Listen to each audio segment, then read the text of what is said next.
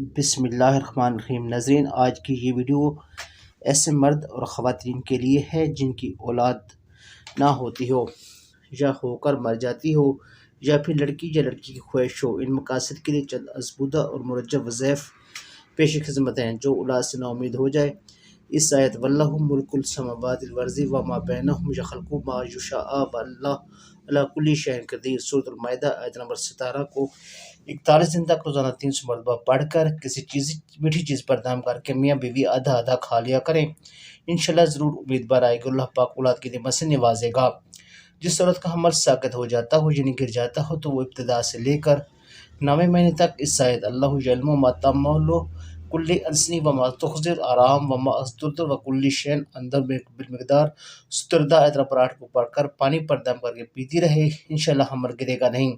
اگر کسی کے ہاں لڑکا پیدا نہ ہوتا ہو، صرف لڑکیاں ہوں تو حمل ٹھہرتے ہی 9 مہینے تک روزانہ 111 مرتبہ شاید وَيَمُدُّكُمْ بِمَا مَوْلَى بَيْنَ وَيَجْعَلْ لَكُمْ جَنَّاتٍ وَيَجْعَلْ لَكُمْ أَنْهَارًا سورۃ النور آیت نمبر 12 کو پڑھتے رہیں، انشاءاللہ نرینہ اولاد پیدا ہوگی۔ اگر کسی کی اولاد مر جایا کرتی ہو، زندہ نہ رہتی ہو یا کسی سخت مصیبت میں رہتا ہو تو اس آیت وَأَجْنَا عَلَيْهِ مِنْ كَرْبِ الْعَظِيمِ سورۃ الصفات آیت نمبر 76 کو روزانہ صبح و شام 11 مرتبہ پڑھتے رہیں، انشاءاللہ مفید ثابت ہوگا اور اولاد زندہ سلامت رہے گی۔ جو یہ چاہیں کہ میرے ہاں لڑکی پیدا اور وہ عورت 5 ماہ تک شاید لا يعلم ما تعمل كل انس وما يعوزن الارحام وما تدبر وكل شيء اندر بمقدار ستردہ آیت نمبر 8 کو روزانہ 21 مرتبہ پڑھ کر اپنے اوپر دم کر لیا کرے، انشاءاللہ ضرور تمنا پوری ہوگی۔ ناظرین، اوپر بتائے گئے تمام وظائف نہایت مرجب اور کمال کے ہیں۔